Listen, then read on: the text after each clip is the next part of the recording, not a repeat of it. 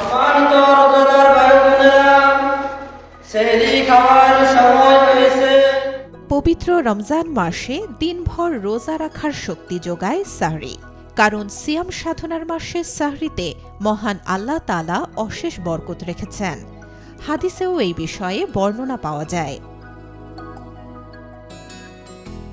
সহিহ মুসলিম ও সহিহ বুখারী শরীফের হাদিসে বলা হয়েছে, হযরত আনাস রাদিয়াল্লাহু তাআলা আনহু বলেন, রাসূলুল্লাহ সাল্লাল্লাহু আলাইহি ওয়াসাল্লাম বলেছেন, তোমরা সাহরি খাও, সাহরিতে বরকত রয়েছে। আমর ইবনু আস রাদিয়াল্লাহু তাআলা আনহু থেকে বর্ণিত অপর হাদিসে এসেছে, রাসূলুল্লাহ সাল্লাল্লাহু আলাইহি ওয়াসাল্লাম বলেছেন, আমাদের ও কিতাবীদের সিয়ামের মধ্যে পার্থক্য হল সাহরি খাওয়া।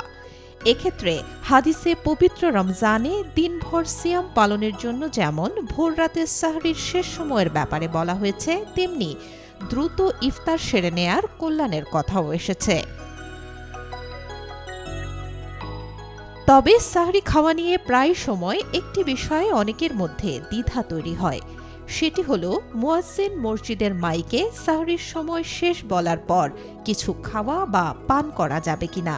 এ বিষয়ে জনপ্রিয় ইসলামিক স্কলার শায়খ আহমদুল্লাহর ভাষ্য, মুয়াজ্জিন মাইকে সাহরির সময় শেষ বললেন নাকি বললেন না সেটি মূল বিষয় নয়। মূল কথা হল সুবহে সাদিক বা ফজরের ওয়াক্ত শুরুর পর যদি কেউ এক লোকমা খাবার বা এক চুমুক পানীয় গ্রহণ করেন তাহলে সেই রোজা হবে না। আর যদি সুবহে সাদিকের আগে হয় তাহলে সেক্ষেত্রে কোনো অসুবিধা নেই। Desk report, B news 24।